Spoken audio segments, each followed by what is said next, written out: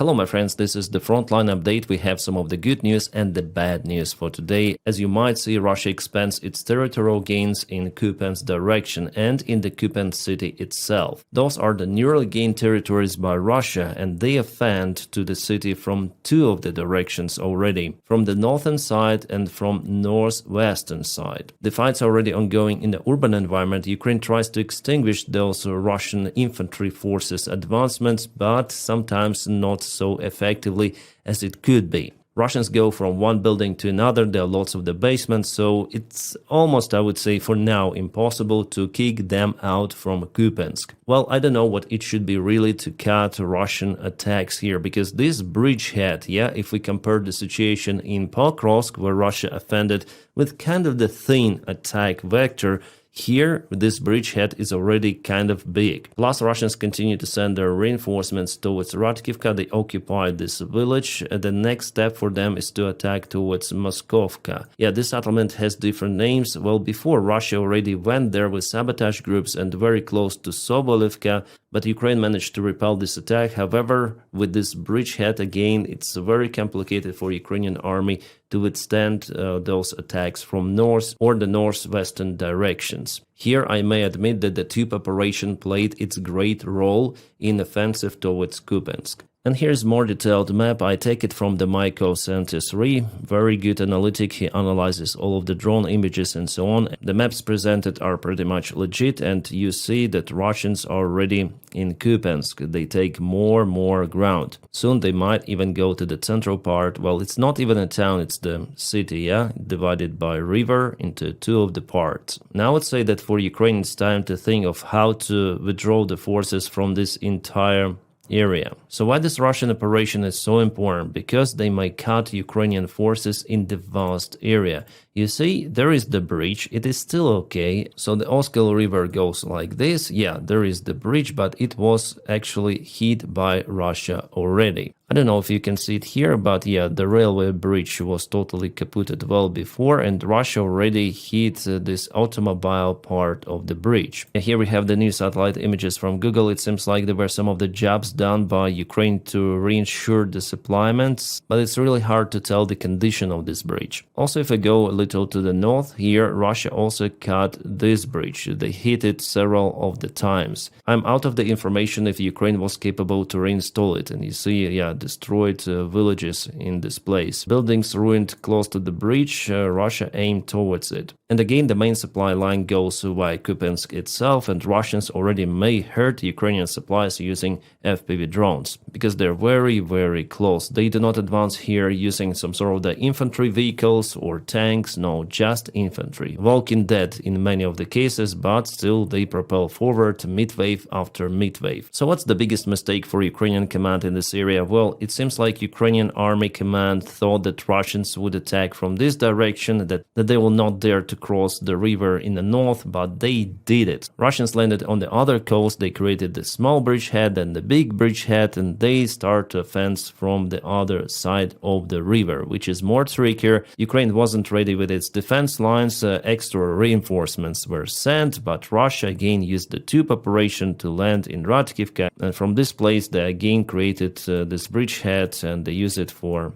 attacks. Well, before the Russian military command definitely wanted to advance to Kupyansk from Sinkivka, so from this side, but Sinkivka is very defended. For 2 years Russia actually wanted to take this small village, and they lost thousands of the infantry forces plus dozens of vehicles. This village is crazy for the Russian losses, that's why Russians went to this alternate route. For them it was more profitable, and actually they create more threats for Ukraine in Kupyansk and in this entire region. About Kupyansk, we have some extra information from OSINT Analytics. They say that Ukraine is transferring the 3rd Assault Brigade into the city. The transfer has already been ongoing since at least September 13th, according to my information. There was the screenshot published from some of the message. Well, I guess tomorrow I'll try to confirm this information, because I don't have direct connection with 3rd Assault Brigade, but sometimes they say about their movements themselves and they publish drone videos. It takes them usually several days to show the results of their drone operations.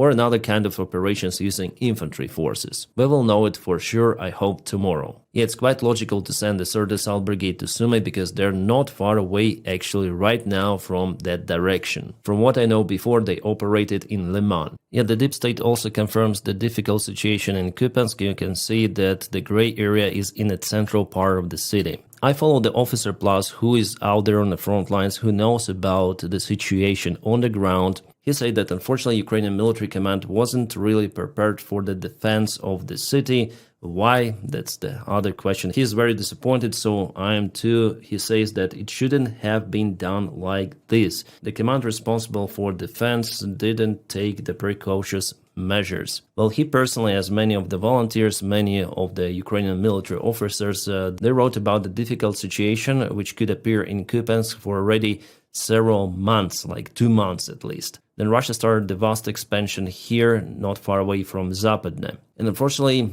for now, I don't see how Ukraine might definitely close this bridgehead created. Well, it requires lots and lots of the reinforcements. You see, yeah, Ukraine used the fire teams in Pocrovsk direction and now they are required over here. That might be the strategy of Russia, to push in different areas because Ukraine, after all, it doesn't have enough reinforcements to send those fire teams elsewhere, and the regular Ukrainian army, it is simply exhausted. It can defend territories for extensive period of time, but sometimes Russians may break through, as it happened in Pokrovsk before. So Ukraine has those separate brigades, corps and regiments to be used as the fire teams, like Azov, 225th, 47th, 3rd Assault Brigade. There are many, but still it's not enough to fight against Russian army elsewhere. Now regular Ukrainian armies, like mobilized people from elsewhere, forced mobilization, they are in lack of motivation, definitely. Many of them, let's say, tell the things as they are, guys. Because I know what is happening on the front line. So Ukrainian army, the regular one, is not as it was in 2022. Then our guys were really motivated and liberated all of this territory plus Kherson region. Yeah, it's not happening like this any longer. Simply out of the resources and in general exhausted. That's why volunteers like Sternenko and many others, they are calling for reforms in Ukrainian army. And I'm also calling about it because judging on what is happening on the front lines with Kupyansk, with the Russian breakthrough in Pocrovsk, that was eliminated.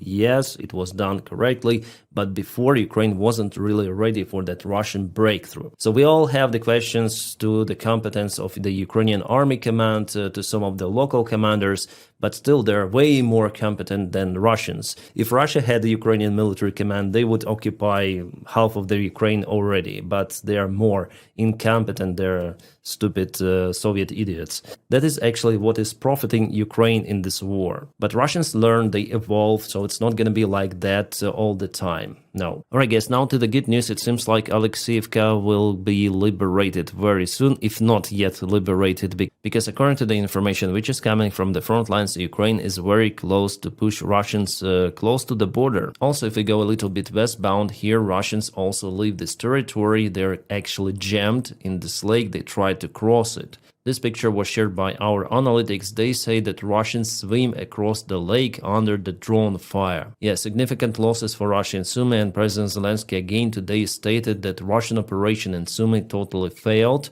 They actually planned the attack towards the city of Sumi, but decided to change their plans and now will concentrate forces in Pocrovsk and Zaporizhzhia directions. About Pokrovsk direction and Konstantinovka, there were no changes for the last, I would say, couple of days. The information about the Russian encirclement here, well, some analytics say that Russians are being encircled, some say not. I guess Ukraine should take Mayak to reinsure the encirclement. And here is the possible one more encirclement. I've told about it, I guess already I'm telling for several of the days that Ukraine has the chance for it, but so far Ukrainian army wasn't able to cut supplies entirely. In Pokrovsk itself, you may see the expansion of the gray area here. In Zviro, where Russia expanded this attack, and they may send more sabotage troops to the settlement itself. Well, before it was similar with the Russian sabotage forces even entering the central part of the settlement, but later on they were repelled. So this Russian new attack also could be cancelled. If you go to the southwest, there is the Russian army movement yesterday and today. They gained more ground in those fields and they want to take Nova Ivanivka village. Yes, definitely there was the movement. Well, judging on the Russian movement for the last months, let's go to August 16th.